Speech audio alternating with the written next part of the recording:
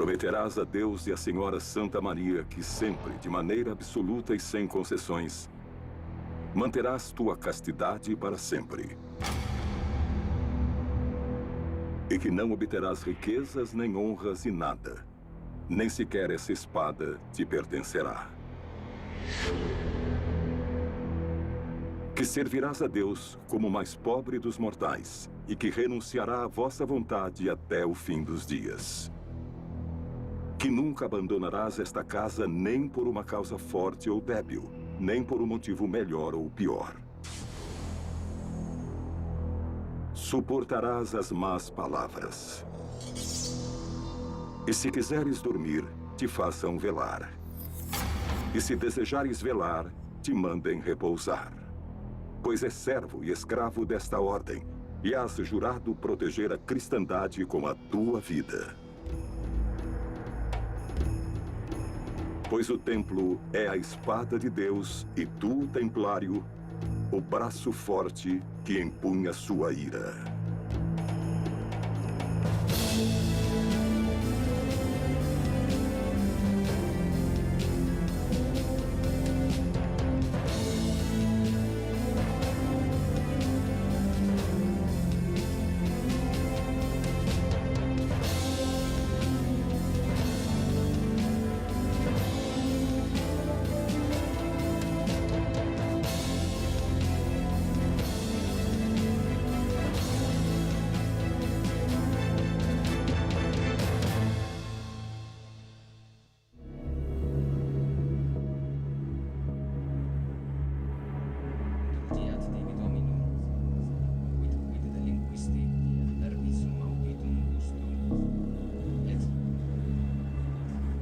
Não é a lepra, nem a peste. É outro mal ainda pior que infecta essas feridas. Uma maldição que corrompe e gangrena as extremidades de todos igualmente, de nobres, vassalos, de ricos e pobres. Um castigo divino chamado Fogo de Santo Antônio, que se cura apenas com a peregrinação aos lugares santos de Santiago e Jerusalém.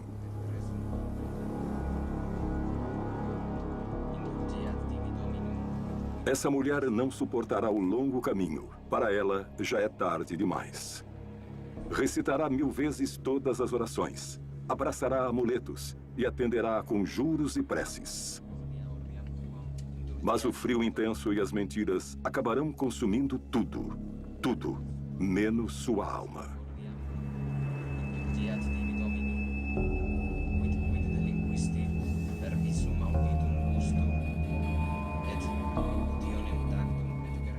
Uma Europa que parece estar congelada.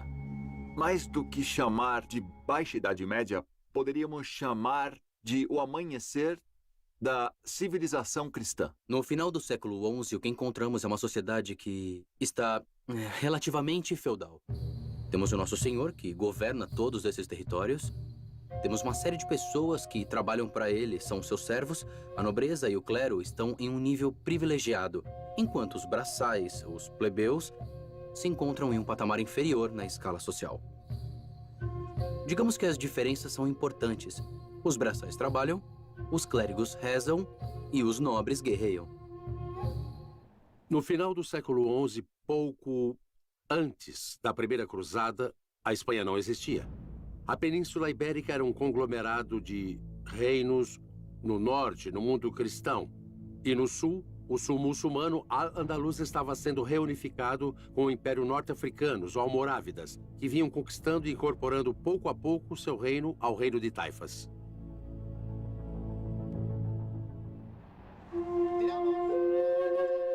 Não, tu não és o senhor mais rico, nem o mais poderoso destas comarcas. A colheita não foi precisamente a mais celebrada dos últimos anos. E as incursões do inimigo muçulmano são cada vez mais desavergonhadas. Os dízimos são cada vez mais escassos, e a enfermidade devora o que logo será o cadáver de tua esposa.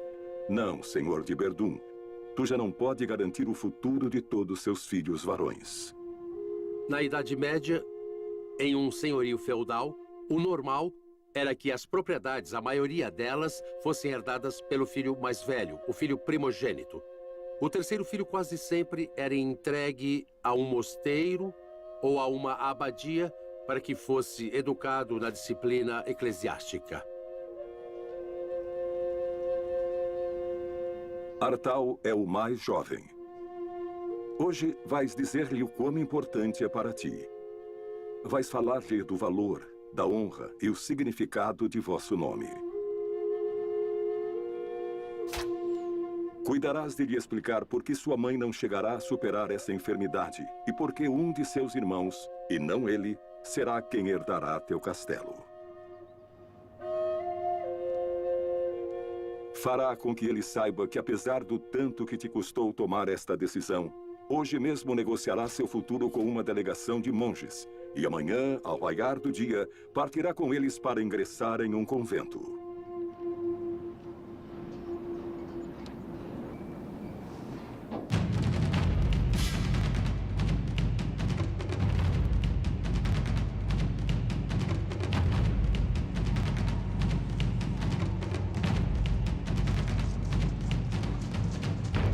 O sistema medieval de Morgado propicia uma concepção de mundo na qual os filhos são um benefício. Quanto mais filhos tivessem, melhor. Mas levando sempre em conta que se tinha que respeitar a primogenitura, ou seja, o mais velho. Daí veio a palavra Morgado. Era ele quem herdava o patrimônio familiar.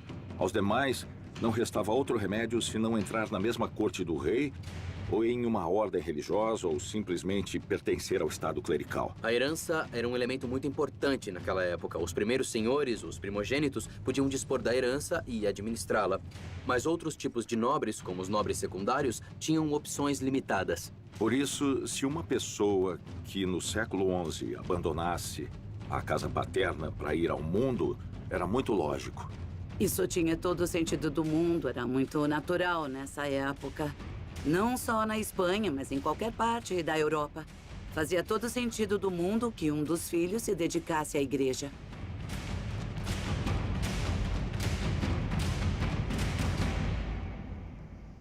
Nessa época, a igreja e todos os mosteiros eram quase um estado dentro do estado. A igreja tinha sua própria hierarquia, suas próprias normas e uma série de propriedades que lhe rendia grandes benefícios. Era muito comum nessa época que houvesse acordos entre um senhor e a igreja para que sua filha ou algum de seus filhos entrasse para a congregação e que deixasse alguma propriedade para que se pudesse manter essa pessoa.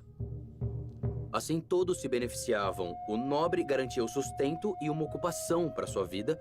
O grande senhor se livrava do problema, que poderia advir, por exemplo, por ter um filho desocupado.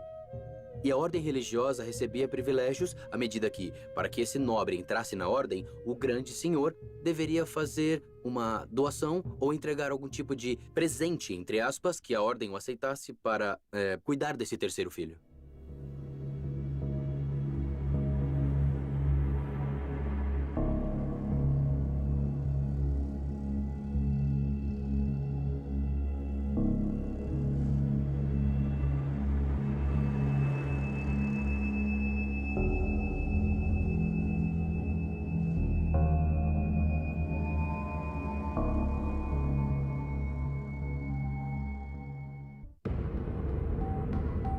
Alégio I, imperador de Bizâncio.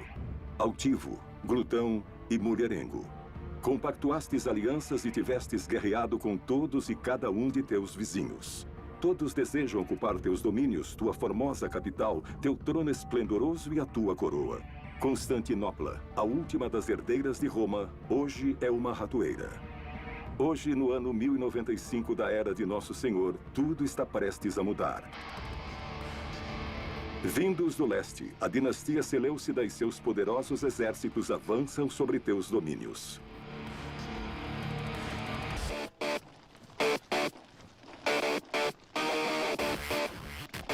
Não tem soldados bastante para fazer frente a esta força. Desta vez, as cruzes não poderão frear aqueles que portam o coração nas mãos. Hoje, escreverás uma carta e enviará ao poderoso Papa do Ocidente. Pedirás ajuda em nome de toda a cristandade e rezarás. Rezarás para que apareça um gigantesco exército de valentes cristãos dispostos a enfrentar esta ameaça. Ou para que caia um raio dos céus para varrer todos esses sarracenos diretamente para o inferno. Tua mensagem percorrerá a Europa. E ainda que tu não chegues a saber nunca, essa maldita carta provocará uma guerra eterna. As Cruzadas.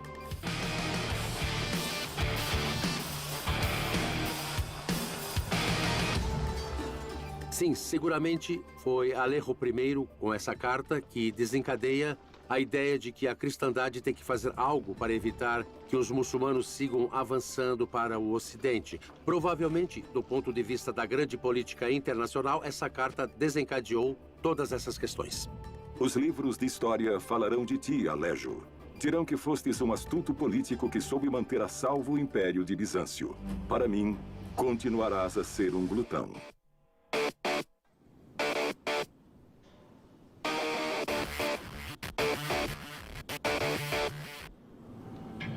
Antes da carta de Alejo I, havia uma série de movimentos que propunham a unidade do mundo cristão contra o Islã. Essas primeiras ações se dão principalmente na Península Ibérica, porque de lá não era preciso ir até Jerusalém combater os muçulmanos. Estes já estavam dentro da Europa, estavam aqui onde hoje está a Espanha.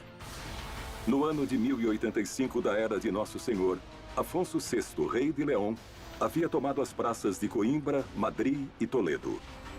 Pouco depois, um forte contingente almorávide desembarcou na península para socorrer seus irmãos muçulmanos, derrotando os leoneses na Batalha de Sagrajas. No ano de Nosso Senhor de 1094, Rodrigo Díaz de Vivar el Cid conquistaria Valência. Nesse momento, a Reconquista se encontrava em uma fase relativamente inicial. Embora já faça mais de 3 séculos que falamos da chegada dos muçulmanos à Península Ibérica e de que já tivessem recuperados territórios importantes, produziu-se o que foi chamado de pré-cruzada. A Europa toma consciência do processo de reconquista, toma consciência de que os muçulmanos estavam aí do mesmo modo que no Oriente e que também deviam ser combatidos. Assim sendo, era muito interessante para Roma, para o papado e para toda a igreja a reconquista da Espanha. E se considerava esse um território de cruzadas. Ninguém escapará do banho de sangue que se avizinhava. Nem sequer ti, pequeno Artal. Tu também não vais te livrar. Se vai ser um monge cisterciense, junte-se à Ordem dos Monges Brancos, passando a contar com uma organização religiosa baseada no trabalho, nas doações e, sobretudo, na oração importante. São monges, no sentido mais estrito da palavra. Vai se juntar a um mundo baseado em regras. Regras religiosas que vão determinar cada um dos movimentos da sua vida e a uma ordem religiosa desse modo que vai condicioná-lo a uma série de votos. Não podemos nos esquecer do número de crianças abandonadas deixadas nas portas dos conventos. Por que eram deixadas na porta dos conventos? Porque sabiam que teriam... Bom, eles teriam uma vida garantida, pelo menos teriam pão para comer todos os dias.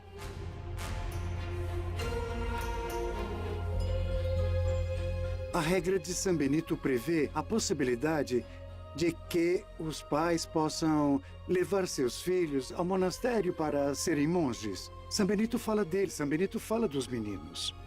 Mas esses meninos não seguiam estritamente o ritmo monástico. Para eles era bem mais suave. E só quando alcançavam determinada idade era quando decidiam se iniciavam o noviciado ou não. Era raro o menino criado em um convento ou a menina que foi criada em um convento que abandonasse o convento. A vida fora era muito mais difícil.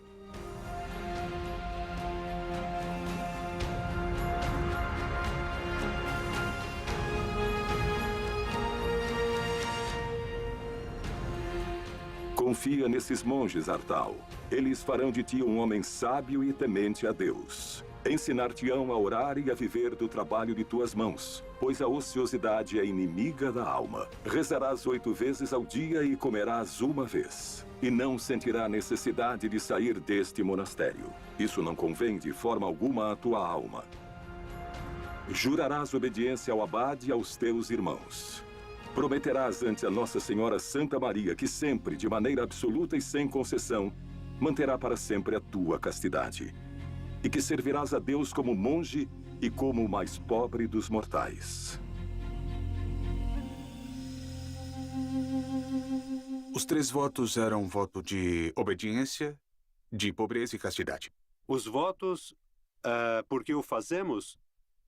A finalidade última do voto é acompanhar Jesus. Queremos acompanhar o Senhor Jesus. Ele aparece no Evangelho vivendo na total pobreza, vivendo em obediência e vivendo em castidade. Aí o religioso diz, quero servir como Jesus. Tudo isso é como dizer, duro. É duro porque, bom, dessa forma, parte da ascese, da luta, do combate.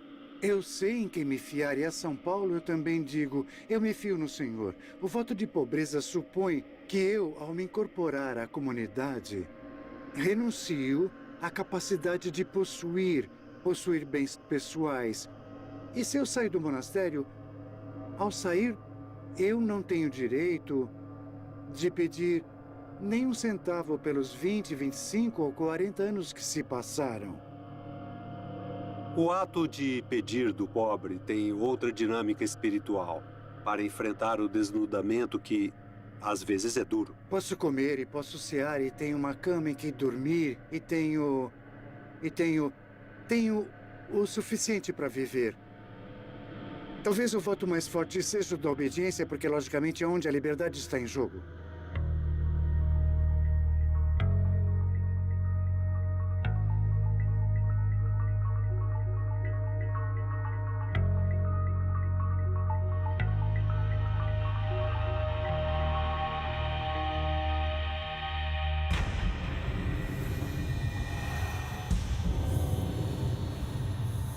A ideia de unir todas as nações cristãs da Europa sob um único estandarte já anda por tempo demais rondando em tua cabeça.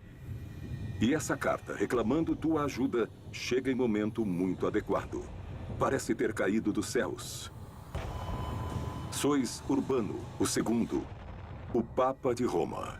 Quem melhor que tu para liderar essa união de infantes, reis e cavaleiros contra os inimigos de Deus? Hoje te armarás de valor e vais declarar a primeira das muitas cruzadas que estão para vir.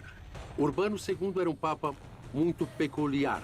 Provavelmente tivesse gostado mais de ser o general que dirigia umas tropas ou um exército do que o pastor dos cristãos, o pastor dos católicos, que é o Papa de Roma. Urbano II proclama a cruzada, a primeira cruzada, nos arredores da cidade de Clermont, certamente influenciado pela Carta de Alejo I, mas também pela ideia que havia surgido alguns anos antes que algo deveria ser feito para enfrentar essa segunda leva prevista do Islã sobre a Europa. Nas cercanias da cidade de Clermont, haviam-se reunido milhares de fiéis dispostos a deixarem-se seduzir por tuas palavras. Fale-lhes de todas as atrocidades que estão sofrendo nossos irmãos cristãos no Oriente. Minta-lhes, diga-lhes que chegaram inclusive a queimar igrejas. Diga-lhes que tu, ou melhor ainda, diga-lhes que Deus, nosso Senhor, lhes ordena partir imediatamente para destruir essa raça vil que ocupa a Terra Santa. Prometa-lhes que todos aqueles que morrerem por esse empenho serão absolvidos de todos os seus pecados. Prometa-lhes a vida eterna. E quando lhes perguntar se poriam suas espadas a serviço dessa guerra santa, eles todos responderiam: Deus o quer, Deus o quer. Era esse o grito dos cruzados, Deus o quer. E o que o Papa reclama nesse discurso é a unidade. Diz, acabai com vossos enfrentamentos. Não somos o inimigo, nós cristãos não somos o inimigo. Temos de nos unir contra o inimigo. O inimigo é o muçulmano, o inimigo é o sarraceno. O Papa Urbano II chamou às armas os europeus para irem defender e libertar a Terra Santa. Claro que nos dá a ideia de um personagem, de um papa muito imbuído nesse espírito que chamamos de reconquista da Península Ibérica, de cruzadas em geral, que devia provocar e que realmente provocou um efeito bem imediato nas pessoas de seu tempo, porque houve uma resposta massiva ao chamado do Papa em seu discurso nessa predicação de uma cruzada em Clermont-Ferrand em 1095.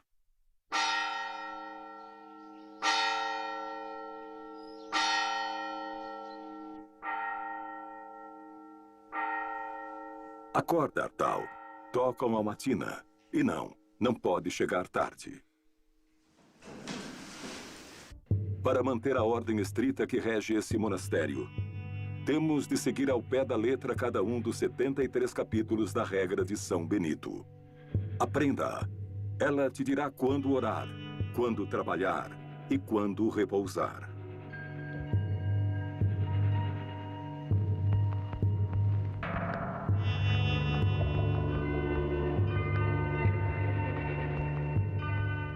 Havia algumas regras, por exemplo, sobre a ingestão de determinados alimentos em certas épocas do ano.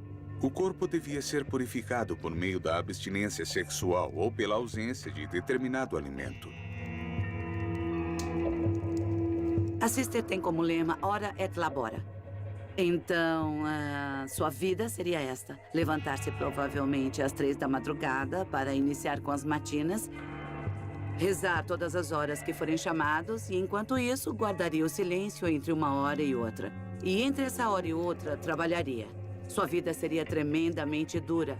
Acabaria jantando uma sopa de verduras, quase sem verduras, por volta das 6 da tarde. E 6 ou 7 da noite iria dormir. Dormiria com rezas intercaladas para seguir o comprimento das horas.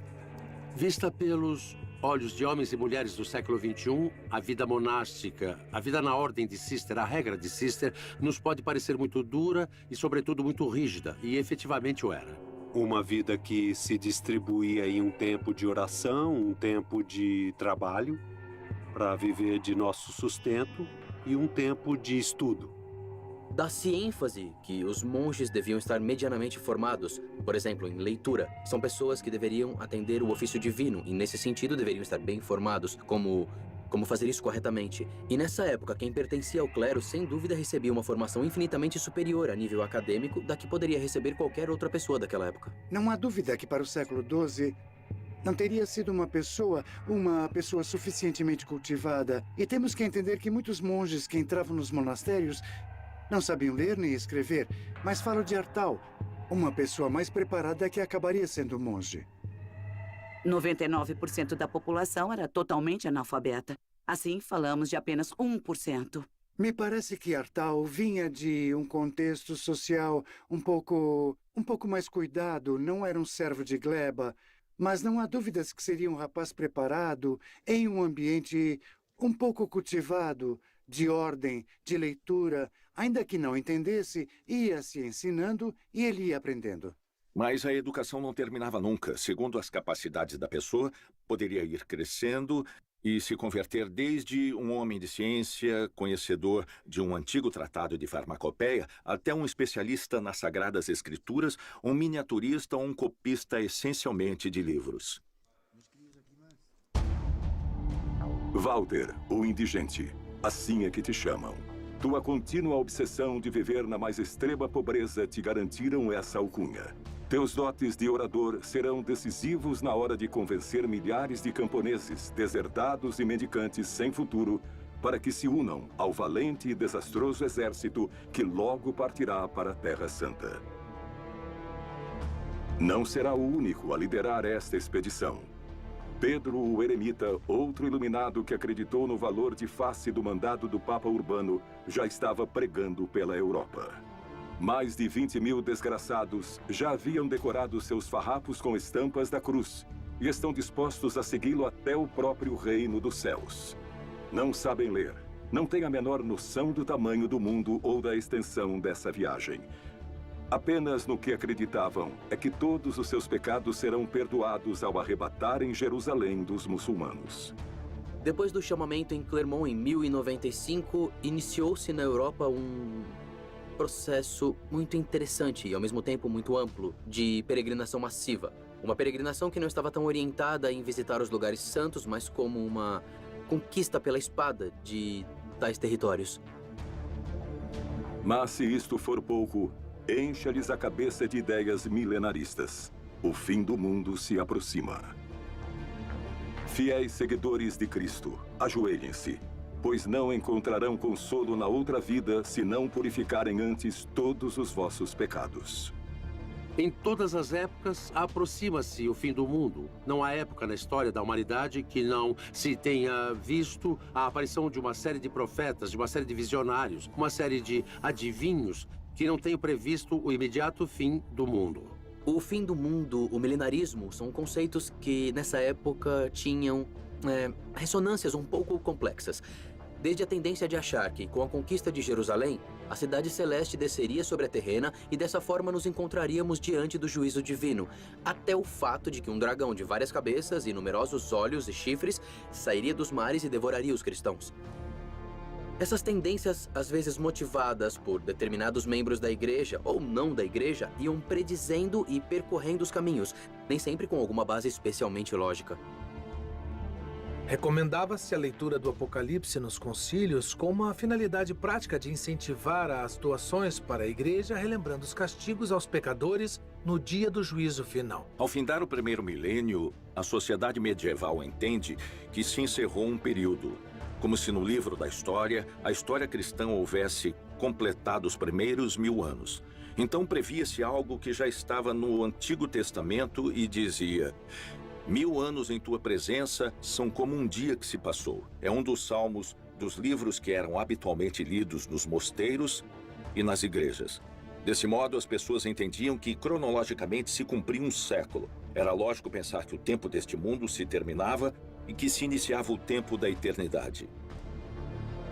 Além disso, havia uma espécie de profecia, ou se interpretava como uma profecia. As palavras de Jesus Cristo antes de ascender aos céus. Ide por todo o mundo e pregai o evangelho até o fim da terra. Entendiam o fim da terra de maneira física, assim como os 1000 anos de uma forma cronológica. Entre esses indivíduos que assumiram o modo literal da mensagem, estavam os que nada tinham a perder. Isso é, aqueles que esperavam que o fim dos tempos, que a tradição, pelo menos as tradições apocalípticas, diziam que viria acompanhando o governo de Cristo durante um milênio aqui mesmo na Terra. Seria o momento de ressarcimento dos pobres. Seria o momento em que os pobres, os humilhados, os marginalizados, governariam com Cristo frente aos que injustamente os tivessem tratado. Dentre tais indivíduos encontrava-se o famoso Pedro, o eremita.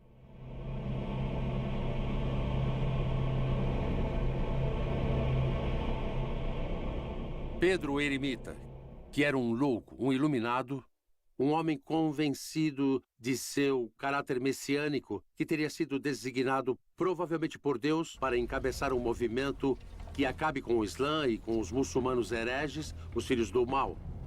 Imbuído desse espírito de ir a Jerusalém, de recuperar a Terra Santa, embarca na Cruzada dos Pobres de modo absolutamente insensato. Aquela grande cruzada se valeu da ignorância das pessoas e oferecia possibilidades que não eram reais. Muitíssimas pessoas se apresentavam às cruzadas para expiar seus pecados. Qualquer pessoa carente de estudos, carente de conhecimentos, que nunca tivesse sido escolarizada, podia crer em qualquer dessas teorias e acreditava que iria conseguir. Isso é um dos grandes componentes do milenarismo e que motiva os movimentos cruzadistas e que motiva todas essas peregrinações. Portanto, mesclavam-se muitas coisas. Se mesclou o fanatismo, o crescimento da população e o fato de que na Espanha a reconquista também se considerava uma cruzada, estava muito avançada. Era gente mal preparada. Ainda que tivessem muita fé, não tinham instrução militar, nem sequer possuíam a caridade cristã que os impelia a libertar a Terra Santa, porque fizeram grandes maldades, porque cometeram também enormes crimes e acabaram sendo dizimados no caminho para Jerusalém. Chegarás a Constantinopla, cruzarás o Bósforo, e aí, perto da cidade de Nicéia, o exército seleucida os exterminará a todos. As mulheres serão enviadas aos haréns e as crianças aos mercados de escravos. Pode-se dizer que Pedro Eremita foi uma criatura papal que saiu do controle do Papa. Essa seria talvez uma definição que melhor poderia lhe corresponder. Recorde das palavras do Apocalipse. Vi as almas dos que haviam sido degolados, e a cada uma lhe foi entregue uma vestimenta branca. Os cistercenses vestiam branco, adotaram o hábito branco como símbolo da pureza, como símbolo também de pobreza e, ao mesmo tempo, como símbolo que representa a luz de Deus, uma luz branca, uma luz que não tem cor. Usar roupas coloridas, como púrpura, azul e amarelo, implica no uso de corantes que, além de muito caros, são simbólicos, representam o poder, a nobreza. Estes trapos são os mais anacrônicos que temos, porque são dos séculos 10, 11 e 12. Mas para mim facilita muito, porque ao me levantar de manhã, não preciso pensar que calças vestirei, que sapatos vou usar, qual camiseta vestir, de qual cor, etc. De modo algum, os mosteiros eram lugares enfadonhos, tinham uma atividade impressionante. Havia atividades o dia todo. Os que estudavam ficavam nas bibliotecas, aqueles que copiavam os códices, copiavam as pinturas, os que estavam na horta trabalhavam. Os mosteiros eram escolas de artesanato, eram hortos privilegiados, eram lugares onde se fazia vinho e onde, também em alguns mosteiros, também se fabricavam armas e se ensinava o uso delas. Eram centros de produção, pequenas fábricas que efetivamente exportavam por toda a Europa. Ainda que a ideia eclesiástica parecesse dizer tudo em contrário, na verdade, muitos clérigos da época combatiam com armas como qualquer soldado de seu tempo.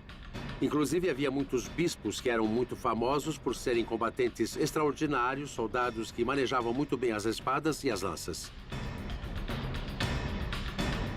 Aprendia-se desde o manejo de espadas até montar o cavalo. E não só isso, ensinava-se a fabricar uma bombarda, que era um dos canhões mais originais e mais primitivos, a usar fogo grego e usar a pólvora, tudo isso.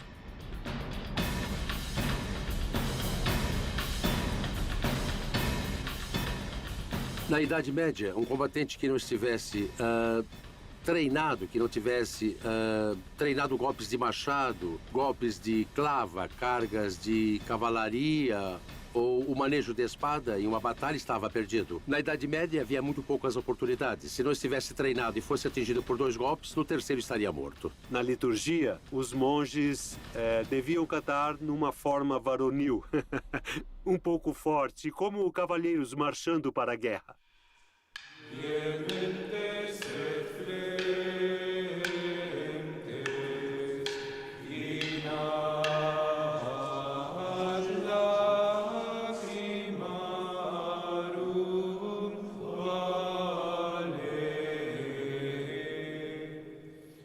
A cruzada de Walter o Indigente e Pedro o Eremita não foi debalde. Os príncipes europeus haviam se unido frente a poderosos exércitos e não tardaram em chegar à Terra Santa. Centenas de cavaleiros uniram-se à cruzada promulgada pelo Papa Urbano. Houve chefes de exército organizados, exércitos feudais, que decidiram seguir os passos de Pedro o Eremita.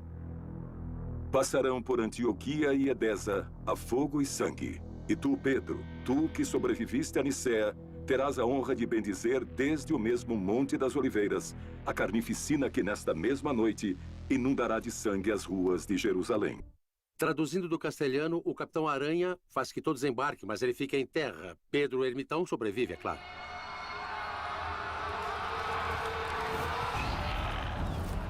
Jejuareis por 3 dias. E assim como Josué fez em Jericó, marcharão descalços em procissão ao redor da cidade. E ao final de 9 dias, pela graça de Deus, suas muralhas se dissolverão. Construirão poderosos aríetes e torres de assalto.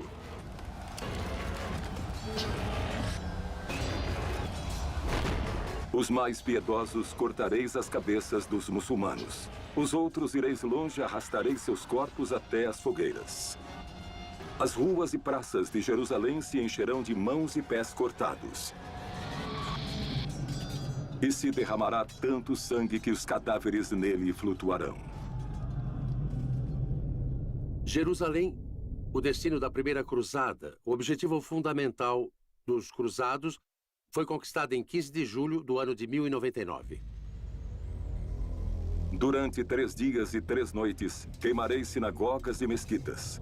Os mais covardes matareis aos anciãos, às crianças e mulheres.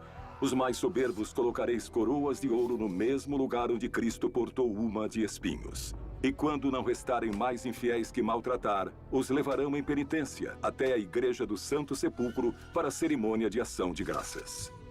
A matança que se produziu foi terrível. Os cronistas cristãos contam que o sangue dos muçulmanos chegava até os tornozelos. Nos falam das ruas de Jerusalém cheias de sangue e que o sangue chegava até a metade das pernas dos cavalos, de mortos, de torturas, de todos os tipos de barbaridades.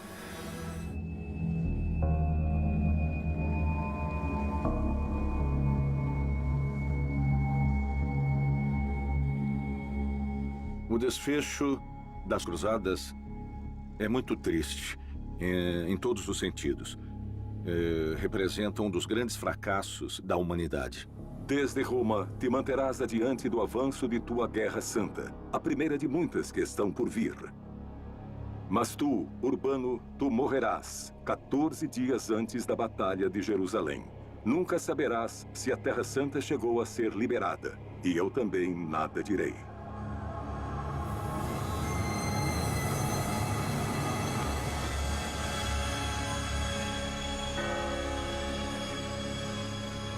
Eu acho que falar disso, de certa forma, é isentar a responsabilidade que tivemos, todos os seres humanos, nas atrocidades que têm ocorrido ao longo da história, quando, na verdade, provavelmente todos temos sido responsáveis.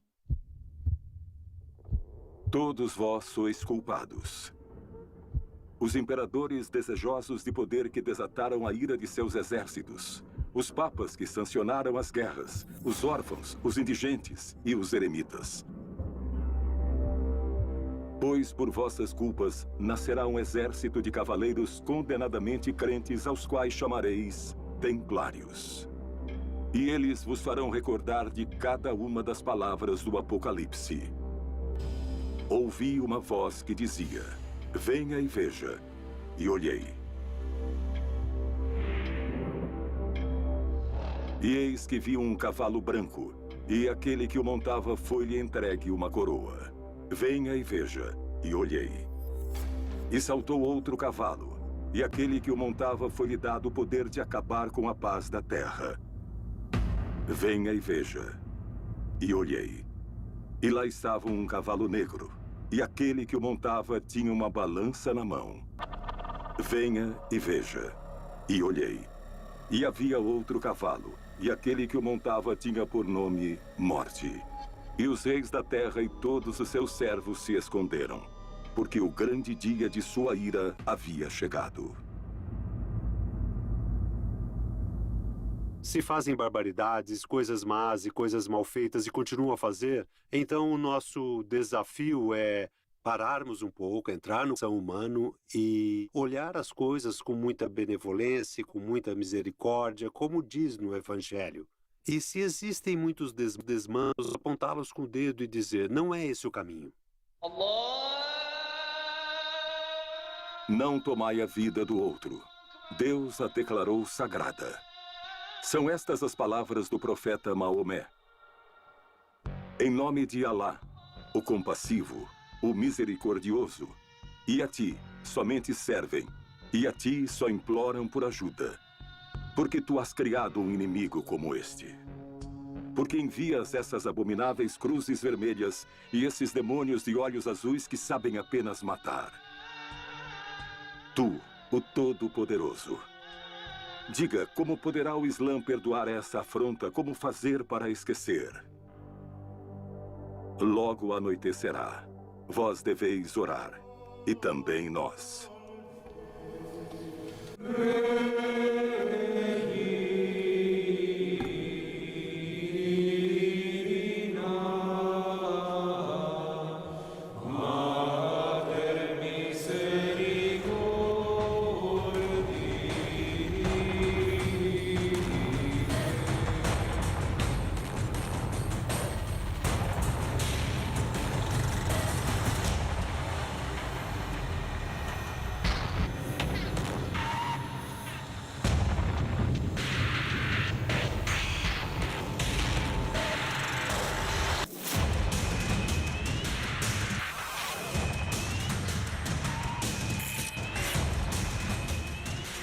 Então eles colocaram Artal deitado no chão, porque São Benito disse que quando se comete uma falta, uma maneira de humilhar-se o monge é deitá-lo no chão, enquanto a comunidade passa por cima do irmão. Eu creio que é para sublinhar essa humilhação da falta, de algum modo, é fazendo penitência.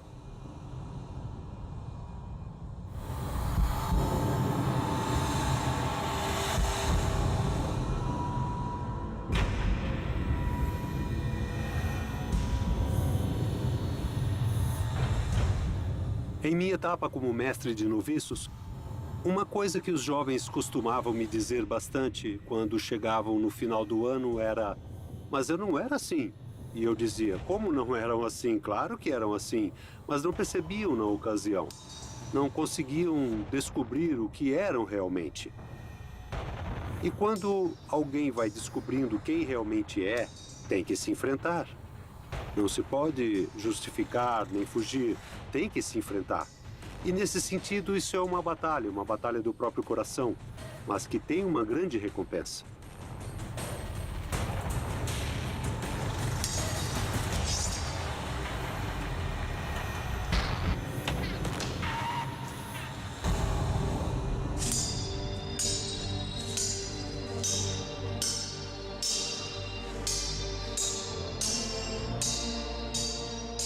Jerusalém foi libertada. A cristandade é dona da terra que Jesus Cristo converteu em santa. Mas tenho de te advertir, pequeno Artal. Os inimigos são numerosos. Já afiam seus punhais com olhos encharcados de sangue. E logo lançarão suas garras sobre o reino de Jerusalém. Não precisamos de mais monges, já os temos em demasia. Necessitamos de cavaleiros puros, que não duvidem no momento de se entregar à ordem do templo e que não temam derramar seu sangue por Cristo. Para nós, homens do século XXI, é muito difícil entender o sentido de uma ordem militar da Idade Média. É muito difícil. As ordens militares surgem por derivação das grandes ordens religiosas. E surgem em torno de uma ideia que é ora et labora, ou seja, trabalho e oração. Ora et labora, neste caso, o trabalho da ordem militar é defender e lutar pela cristandade. Sendo assim, o membro de uma ordem militar que não deixa de ser um religioso, e muitos deles pertenciam ao estado clerical, em vez de trabalhar o campo, dedicando-se à agricultura ou copiar livros, dedicava-se a aprender o manejo de armas e, quando chegava o momento, ia para a guerra.